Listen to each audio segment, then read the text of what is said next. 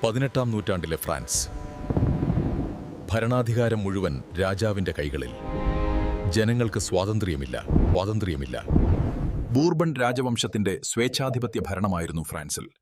രാജാവ് ദൈവത്തിന്റെ പ്രതിനിധിയാണെന്ന് വിശ്വസിച്ചിരുന്ന ഫ്രാൻസിലെ സമൂഹം 3 എസ്റ്റേറ്റുകളായി വിഭജിക്കപ്പെട്ടിരുന്നു. 1-ാം എസ്റ്റേറ്റ് പുരോഹിതർ, 2-ാം എസ്റ്റേറ്റ് പ്രഭുക്കൾ, 3-ാം എസ്റ്റേറ്റ് സാധാരണ ജനങ്ങൾ. എല്ലാ നികുതിഭാരവും വഹിച്ചത് 3-ാം എസ്റ്റേറ്റുകാരായിരുന്നു.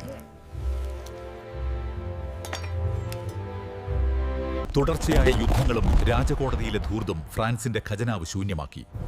ഭക്ഷ്യക്ഷാമം രൂക്ഷമായി. ജനങ്ങൾ പട്ടിണിയിലായി. വോൾട്ടയർ പുരോഹിതരുടെ ചൂഷണത്തെ വിമർശിച്ചു. റൂസോ ജനങ്ങളുടെ പരമാധികാരം ആവശ്യപ്പെട്ടു. മൊണ്ടസ്ക്യൂ അധികാരം വിഭജിക്കണമെന്ന് വാദിച്ചു. ഇവരുടെ ചിന്തകൾ വിപ്ലവത്തിന് അടിത്തറയിട്ടു. 1789 ജൂൺ 20. 3-ാം എസ്റ്റേറ്റുകാർ ഭരണഘടന തയ്യാറാക്കാതെ പിരിഞ്ഞു പോകില്ലെന്ന് ടെന്നീസ് കോട്ട് പ്രതിജ്ഞയെടുത്തു. 1789 ജൂലൈ 14 സ്വേച്ഛാധിപത്യത്തിന്റെ പ്രതീകമായ ബാസ്റ്റിൽ കോട്ട ജനങ്ങൾ തകർത്തു. ഇതാണ് ഫ്രഞ്ച് വിപ്ലവത്തിന്റെ നിർണായക നിമിഷം. മനുഷ്യാവകാശ പ്രഖ്യാപനം, സ്വാതന്ത്ര്യം, സമത്വം, സഹോദരത്വം എന്ന ആശയങ്ങൾ ലോകത്തിനു മുന്നിൽ പ്രഖ്യാപിക്കപ്പെട്ടു. റോബസ്പിയറുടെ നേതൃത്വത്തിൽ ഭീകരവാഴ്ച ആരംഭിച്ചു. ഗില്ലറ്റിൻ ശിക്ഷ സാധാരണമായി. വിപ്ലവം സ്വന്തം പുത്രന്മാരെ തന്നെ വിഴുങ്ങി. അവസാനം നെപ്പോളിയൻ അധികാരം പിടിച്ചെടുത്തു. വിപ്ലവത്തിന്റെ ആശയങ്ങൾ പുതിയ രൂപത്തിൽ തുടരുകയായിരുന്നു. ഫ്യൂഡൽസം അവസാനിച്ചു.